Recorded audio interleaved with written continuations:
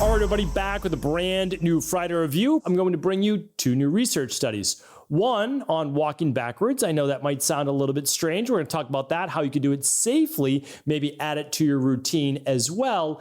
And also a study on a nutritional supplement, an enzyme that you and I have talked about actually multiple times, but it's not well known to the general public, that actually beats a statin in head-to-head studies. All of that coming on today's show. Let's dive right in. If you missed any shows, they're at stephencabral.com/podcast. And Monday's show is a Stanford study that confirms you can actually rewire your body and brain by doing this. And I detail exactly what you need to do. And remember, you don't need to do it overnight. This is not an overnight success party. What we want to be able to do is improve just a little bit day in and day out. Just try to be 1% better, not 10% better. That's too much pressure. 1% every day. That's how we want to live our life. Small steps. That's it. And I'm telling you, those results compound over time. You won't even believe where you are 1 year from now. All right, Tuesday's show is struggling to swallow, speak, or breathe, the vagus nerve connection. Many people you'll meet over your life, they will get nervous. Their throat will tighten up. They'll always be clearing their throat, or they'll feel like they have a lump in their throat, difficulty swallowing. This show is for them. Wednesday, the updated Immunity Protocol 2.0 as we roll into cold and flu season, as we roll into the winter.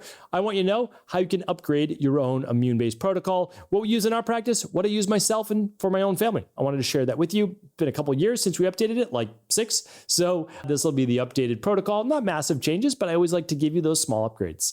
And then yesterday we went over why timing your meals matters more than your total calories. This was actually a phenomenal study. I've detailed parts of it before, but we went through why this applies to you, how you can time your meals, what time of the day is ideal, and what the benefits will be. All of those at stephencabral.com/podcasts. All right, so now let's talk about our book or product review of the week. This week, we're going to be going over a book called Turning Pro. So I actually recommended this to our IHP community. I shared with them that at some point in everyone's career, and I would say just life in general, whatever you're passionate about, it's time to turn pro. And to me, what that means is that, you've been dabbling for a while, 1 foot, 1 toe in the water, and now it's time to go all in. Now, all in is a different meaning based on the individual. But what turning pro means to me is, what would the professionals do? How would they handle this? How would they schedule it into their daily routine? And so that's the best thing that I actually recommend, is that whatever your goal is for that next 12 weeks, a 12-week year, we'll certainly be doing a follow-up show this December or this early January like I do every year.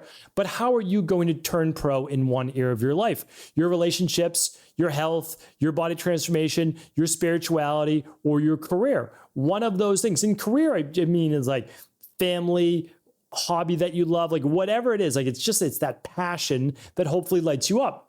And so turning pro to me means if you're looking to get healthy, okay, well then you're actually going all in at least for the next 12 weeks and getting healthy. So you're going to go to bed at the proper time. You're going to wake up at the proper time. You're going to do your proper intermittent fasting. You're going to take your nutritional supplements. You're going to meal prep so that you're not caught off guard when you're stuck at a restaurant or whatever it might be that you can't eat the foods that you need. So that's this book. Now, the difference is this doesn't read like a regular book. This has been out for well over a decade. It's almost like a daily reader, but it can't be a daily reader. This is one of those books that you actually need to read through, and it shares with you some of the challenges that you might be faced with, why you haven't turned pro, and then how pros go pro. But it's not like your average book. I didn't expect it when I first read it. It's like half pages on what amateurs do versus pros do. And it's not to put anybody down, but it's starting to say like, oh, I get it. So it's such a short book, 132 pages or so. And so you can read it. I mean, honestly, you can read this in an hour to 90 minutes.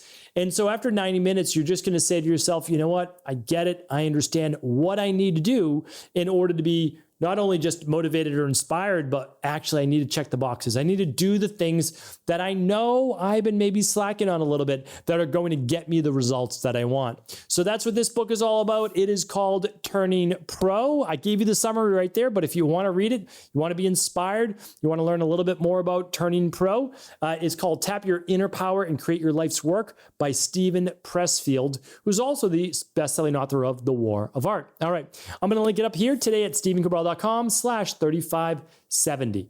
Some great research studies for you here today. The first one is kind of a 2-in-1. So let's go over that right now. So I know that nobody needs to hear me talk about walking anymore. I totally get it. I understand that. So we're going to talk about an interesting one with walking backwards. But before I get to that, I'm sneaking one more in. I have to. There's almost nothing more important than walking. Eat a good diet and walk and try to get good sleep. If I could get condensed health, I know that's easier said than done. But don't worry about all the boot camps and everything until you're literally walking 7,500 steps per day. All right, let's get into it though. People who walk at least 5,000 steps a day, about 2 miles for women and 2.5 miles for men, are less likely to have symptoms of depression. The reduction is even more significant in people who walk at least 7,000 steps a day, 3 to 3.5 miles. All steps count. Even if you're not able to manage a quick workout, get in those steps. This was based on 33 studies of over 96,000 adults at the University of Castilla-La Mancha, Spain. That's probably not pronounced correctly, of course, and published in JAMA Network Open. So really great summary of that study. I will link the whole study up at stevencabral.com/3570. But so again, is it good for longevity? Yes. Is it good for reducing all-cause mortality? The answer is yes. Is it good for heart disease? The answer is yes. Is it good for depression? The answer is yes. The more steps, the better. There's probably not an upper limit, but there's probably diminishing returns. And I would say your optimal is between 7,500 and 12,500 a day, without a doubt. Shoot for 10,000. All right. So now what was the study that I wanted to share with you that's a little bit new, a little bit different? Walking backwards may provide benefits. Backwards walking, also called retro walking, I've never heard it called that, but I'm sure there's someone out there who calls it that, calls on muscles and joints that are used to a lesser degree when walking forward. So it can improve lower back and knee pain, increase flexibility, and burn extra calories. Walking backwards also requires memory and improves short-term memory, reaction time, and executive function. If you want to try walking backwards, choose a space that's free of trip hazards and start slowly. Okay, so not only is this great for adults, it's great for kids, especially if there's some type of neurological-based delay.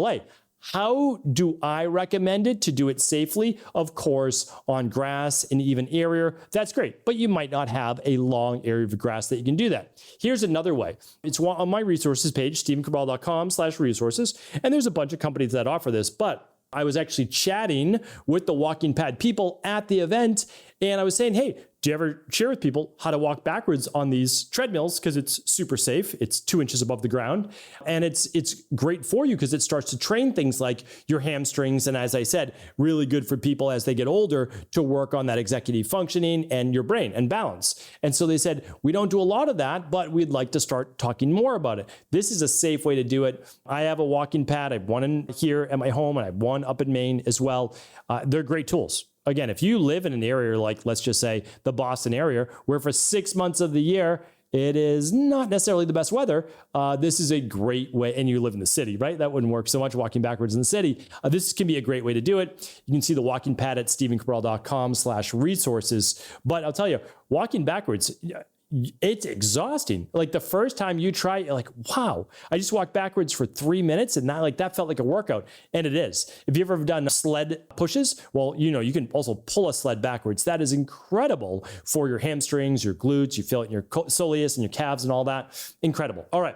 Check that out. Give it a shot. And I'd love to hear from you. If you've tried it before, comment in the comments below. And if you're thinking about trying it, ask a question or let me know as well. All right, one more study for you. This one I loved to see because here is the summary. So this is pretty amazing. It's called Effective Management of Atherosclerosis Progress and Hyperlipidemia with Nattokinase, a clinical study with 1,062 participants. I will link up the PubMed study, but essentially here's what it looked at. 12-month prospective clinical trial, nattokinase, and I'll give you the exact dosage at essentially 10,000 FUs a day versus a simvastatin at 20 milligrams a day. That was the control. All right. So it was looking at the efficacy of nattokinase in improving lipid profiles and reducing atherosclerotic plaque burden. All right. Here's what they found. Carotid plaque regression. That means how much was it able to remove in those 12 months? Up to 36% regression in carotid plaque area and 21% reduction in carotid intima media thickness. Okay, so here's what I want to share with you. Basically, 1/3 of all the plaque in the participants' arteries, over 1,000 people, went away just using nattokinase. I've been using this in my practice since 2012. I remember when I started using it. And I was educated on that. I guess that's been 14 years or so. And I said, oh, like there's really a product that's natural, that actually is an enzyme that eats away on plaque and essentially fibrin and tissue that shouldn't be there, that could potentially help with heart-based disease. Sign me up. Amazing, right? So I've been using that in my practice ever since. We call it proteolytic enzymes. It contains nattokinase, and it also contains serrapeptase plus rutin, another proteolytic enzyme. So think of nattokinase for the heart and arteries. Think of serrapeptase for the rest of the body. And so that goes in and can help with autoimmune issues, et cetera. Now I have to give you my disclaimer. I can't provide medical advice, medical treatment plans, medical cures, medical diagnosis. All right. Absolutely amazing though. So again, it talks about the fibrinolytic activity, so removing fibrin, which is like the thickening as well in the blood. But it also, there was total reductions in cholesterol, LDL, which is the oxidized cholesterol, and triglycerides, and a modest rise in HDL. So it does everything that you want, reduces bad cholesterol, I'm putting that in air quotes, and improves good cholesterol, right? So well tolerated, no serious adverse events reported, and the comparative effects versus a statin. Nattokinase showed comparable lipid lowering effects to simvastatin and superior plaque regression. Let me repeat that for the conventional medicine people. This is important, really important. But because again, we all need to keep an open mind because what's most important is for our patients and clients. Nattokinase showed comparable lipid lowering effects to simvastatin, same effects as taking a statin, but all natural, without all the cardiomyopathy and muscle weakness and cramping and all that as of a statin, right? And nattokinase had superior plaque regression. Pretty unbelievable, right?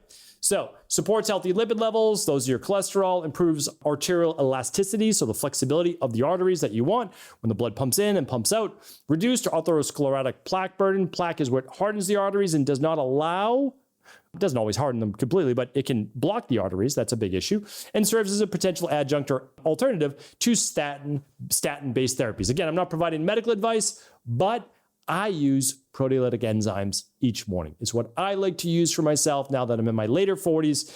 And I know that heart disease, especially in men, is the #1 killer. And I'm just trying to always stay ahead.